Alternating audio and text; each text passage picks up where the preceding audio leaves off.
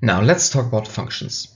Functions should be small, they should be doing one thing, they should be ordered from top to bottom, and they should have as little arguments as possible. Well, what does that mean in practice? Let's have a little look at a set of functions in another project of mine. So here we have a function called circle behavior. It contains all the behavior that this enemy called circle is ever going to do in the whole game. It first starts out checking if the circle is dead, because you probably already noticed that if you destroy an object, it will still finish whatever it was doing in a certain tick. Before it is actually destroyed, Unity only marks an object as destroyed, and it gets then destroyed by the runtime or by the finished game at the start of the next tick, frame, cycle. So if this happens, the circle will not act out any behavior.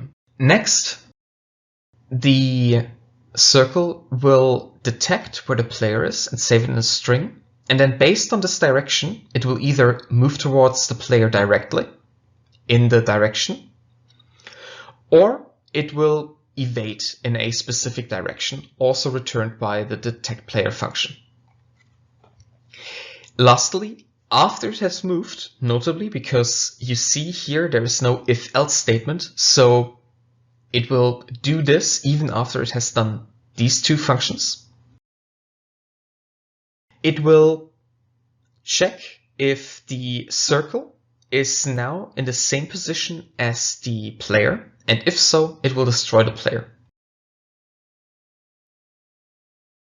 Thinking back, we remember functions should be small, they should do one thing, they should be ordered from top to bottom, and they have as little arguments as possible. Well, small, yeah, this function is already, a little bit larger, and it does 4 things technically. However, it is still easily visible in one screenshot. It is very easily graspable, and it kind of does only one thing, the circle behavior, which is a whole list of things, but these smaller things are broken down and moved into their own functions. So detect player, the function itself, is also about 50 lines of code.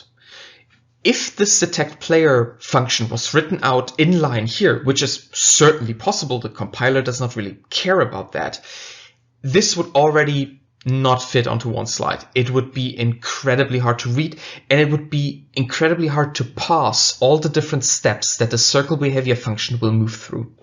Now, with basically just a short little introduction, you already know everything the circle is going to do.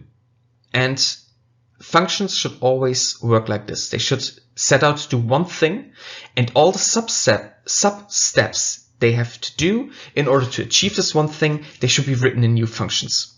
This makes it readable, that makes the code understandable, and also, which is an added bonus, it makes the code modular. For example, a little bit after writing this code, I implemented a new enemy who also had to detect the player.